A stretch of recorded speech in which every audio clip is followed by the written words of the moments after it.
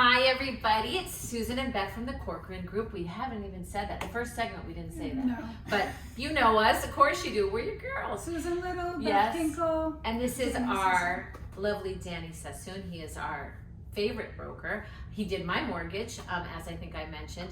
And he's really just an all-around get-it-done kind of guy. And in this business, I don't know if you know this, but really you're only as good as your lenders and your lawyers.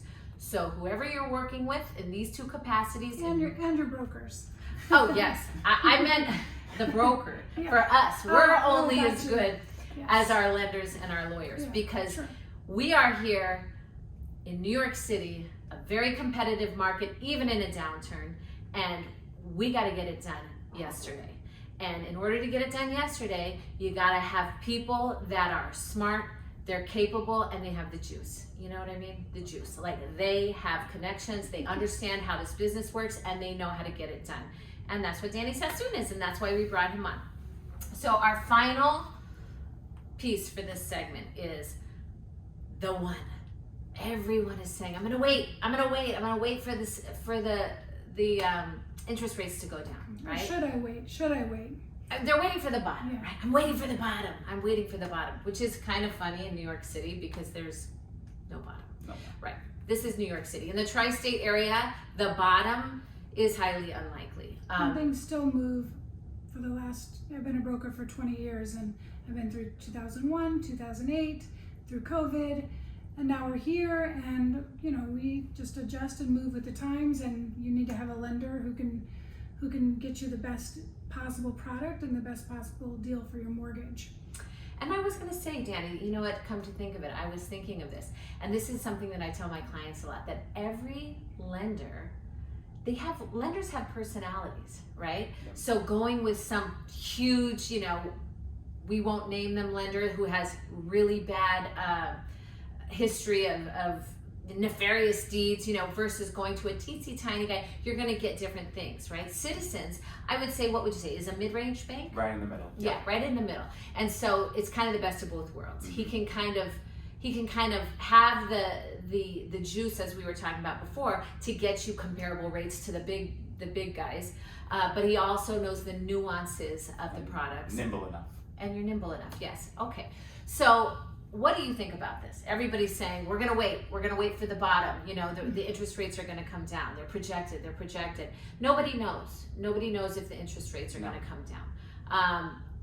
Are they gonna come down to 3% again? Highly unlikely. What do you say? Highly unlikely. I doubt that. We're gonna take out the crystal ball and say probably not. But why don't you tell us what you think about that strategy, Yeah. waiting? So I don't think it's a great strategy to wait specifically for interest rates to come down. Right now, we are the beginning of 2023, and there are projections, and they're just projections, that rates will come down in the middle or the end of this calendar year. However, it's really anybody's guess because the Fed themselves have said that they're not giving a direct time frame for when rates will come down.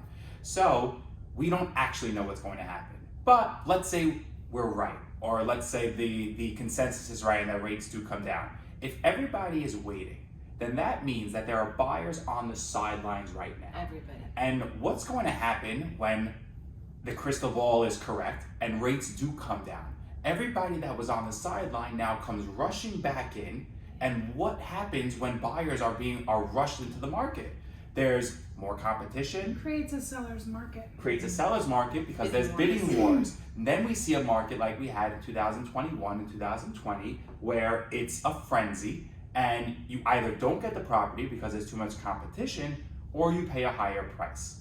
So instead, while everyone is waiting, which they are right now, and hopefully you're not, but while everyone is waiting, go right now with less competition. So you have a higher likelihood of getting the property.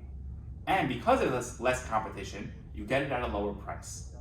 And that way you're able to obtain it and obtain the property at a lower price. And then guess what? If everybody is right, and next year or later this year rates do come down, you could always refinance your mortgage into a lower interest rate. So you get the property, you get it at a better price, and then ultimately you get your mortgage at the lower rate. And truthfully, I mean, if Beth and I have been selling all through this freak out, right? June it happened. The rates started going up. Everything came to a screeching halt. Beth and I were still selling. Beth and I were still working with buyers. They were still purchasing. Mm-hmm. What we've seen, I wouldn't say that, you know, obviously these aren't rock bottom prices, but we're back to pricing where they're supposed to be, right? You're not going in with no contingencies, you know, like bypassing the inspection, all of this stuff so that you can pay, you know, $75,000 over the ask. It's not happening like that anymore. It's a little more sane. Right, as it should be, honestly, as it should be, right?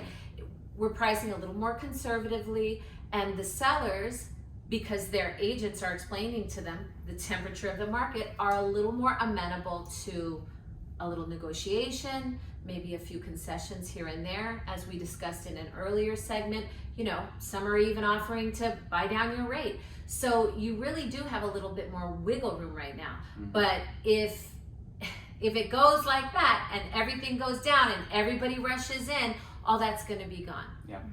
Right? Yeah. Okay, well, thank you so much for course. doing this with me. My pleasure. I hope you all learned a lot from Danny Sassoon. I hope you will reach out to us and then we will reach out to him, or you can just reach out to him directly. What's your email, Danny?